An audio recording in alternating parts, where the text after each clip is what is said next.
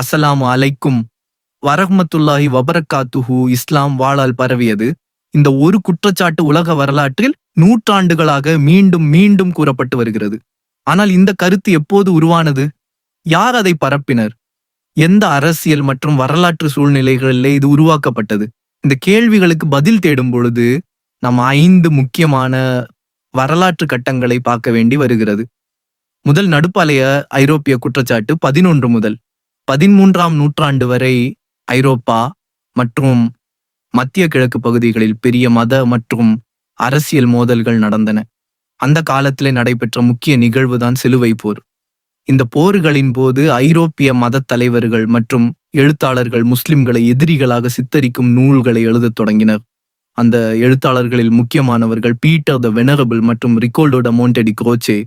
அவர்கள் எழுதிய நூல்களில் இஸ்லாம் ஒரு ஆன்மீக மதம் அல்ல, மாறாக இராணுவ வெற்றிகளால் பகவிய மதம் என்ற கருத்து முன்வைக்கப்பட்டது. இந்த காலத்தில்தான் இஸ்லாம் வாளால் பகவியது என்ற குற்றச்சாட்டு ஐரோப்பிய சமுதாயத்தில் முதன்முறையாக பரவலாக கூறப்பட்டது. இரண்டாவது மறுமலர்ச்சி மற்றும் மத சீர்திருத்த கால விமர்சனம். 16 மற்றும் 17ஆம் நூற்றாண்டுகளில் ஐரோப்பாவில் மறுமலர்ச்சி மற்றும் மத சீர்திருத்த இயக்கங்கள் உருவான போது உலக மதங்கள் பற்றிய பல விமர்சன ஆய்வுகள் எழுதப்பட்டன. அந்த காலத்தில் மார்ட்டின் லூதர் போன்ற மத சீர்திருத்த தலைவர்கள் இஸ்லாமை ஒரு அரசியல் சக்தியாக சித்தரித்தனர். அதேபோல் வோல்டேர் போன்ற அறிவியல் தத்துவ ஞானிகளும் இஸ்லாமை பற்றிய விமர்சனங்களை எழுதியனர். அவர்களின் எழுத்துக்களில் இஸ்லாம் ஆன்மீக மதமாக அல்ல, இராணுவ மற்றும் அரசியல் வெற்றிகளால் வளர்ந்த இயக்கம் என்ற கருத்து மீண்டும் முன்வைக்கப்பட்டது. 3 காலனித்துவ வரலாற்று விளக்கங்கள். 18 மற்றும் 19ஆம் நூற்றாண்டுகளில் ஐரோப்பிய நாடுகள் ஆசியா மற்றும் ஆப்பிரிக்காவில் காலனித்துவ ஆட்சியை நிறுவிய போது மேற்கத்திய வரலாற்றாளர்கள் கிழக்கு உலக வரலாற்றை எழுதத் தொடங்கினர். இந்த சூழலில் வில்லியம் மையர் போன்ற அறிஞர்கள் இஸ்லாமின் ஆரம்ப வரலாற்றை பற்றி விரிவாக ஆய்வு செய்தனர். அவர்களின் வரலாற்று எழுத்துக்களில் முஸ்லிம் பேரரசுகளின் விரிவாக்கம் பெரும்பாலும் இராணுவ சக்தியின் மூலம் நடைபெற்றது என்ற விளக்கம் அளிக்கப்பட்டது. இந்த எழுத்துக்கள் பின்னர் இஸ்லாம் வாளால் பரவியது என்ற கருத்தை கல்வி மற்றும் வரலாற்று விவாதங்களிலும் பயன்படுத்தப்படுவதற்கு வழிவகுத்தன. 4வது இந்திய அரசியல் வரலாற்று விவாதங்கள். 20ஆம் நூற்றாண்டில் இந்தியாவில் தேசியவாத அரசியல் இயக்கங்கள் உருவான போது வரலாற்று விவாதங்களும் தீவிரமாகின.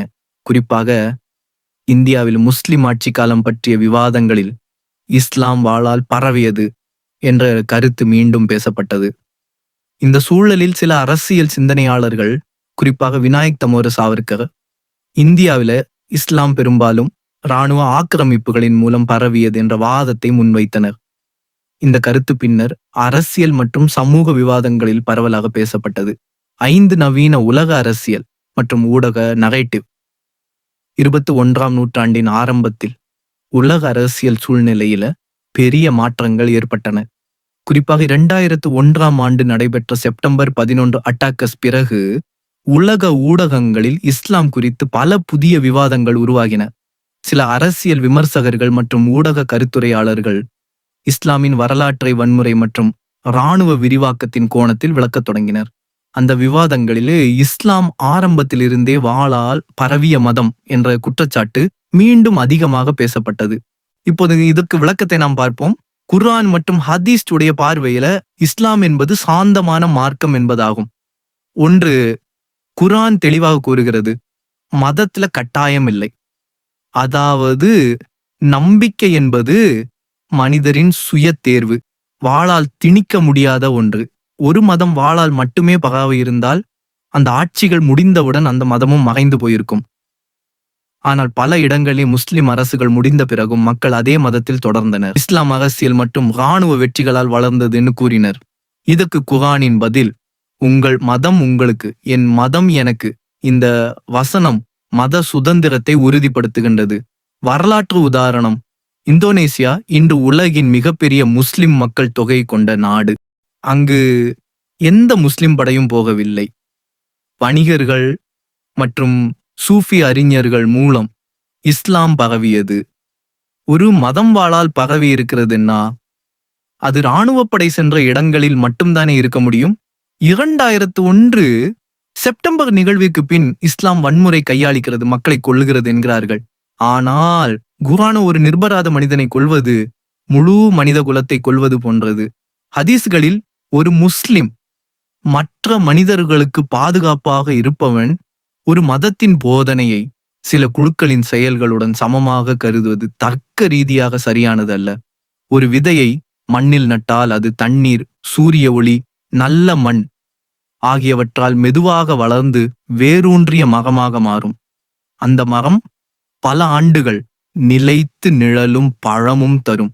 ஆனால் ஒரு மரத்தை மண்ணில் வேரூன்றாமல் கயிற்றால் கட்டி நிறுத்தினால் அது வெளியில் மரம் போல தோன்றினாலும் உண்மையில் வளராது, சிறிய காற்று வந்தாலும் கீழே விழும். அதுபோல ஒரு கருத்து அல்லது மதம் மனிதர்களிடம் கட்டாயமாக திணிக்கப்பட்டால் அது வெளிப்படையாக ஏற்றுக்கொள்ளப்பட்டதாக தோன்றலாம். ஆனால் உள்ளார்ந்த நம்பிக்கை உருவாகாது. ஆனால் புரிதல், அனுபவம் மற்றும் விருப்பத்தின் மூலம் ஏற்றுக்கொள்ளப்பட்டால் அது வேரூன்றிய மரம் போல நீண்ட காலம் நிலைத்து நிற்கும். மக்களின் இதயங்களில் வேரூன்றிய ஒன்றை வாளால் உருவாக்க முடியாது. வரலாறு காட்டுவது காலங்கள் கடந்தும் இஸ்லாம் இதயங்கள் இருப்பதற்கு காரணம் அது போதித்த அமைதி மற்றும் நற்குணமே.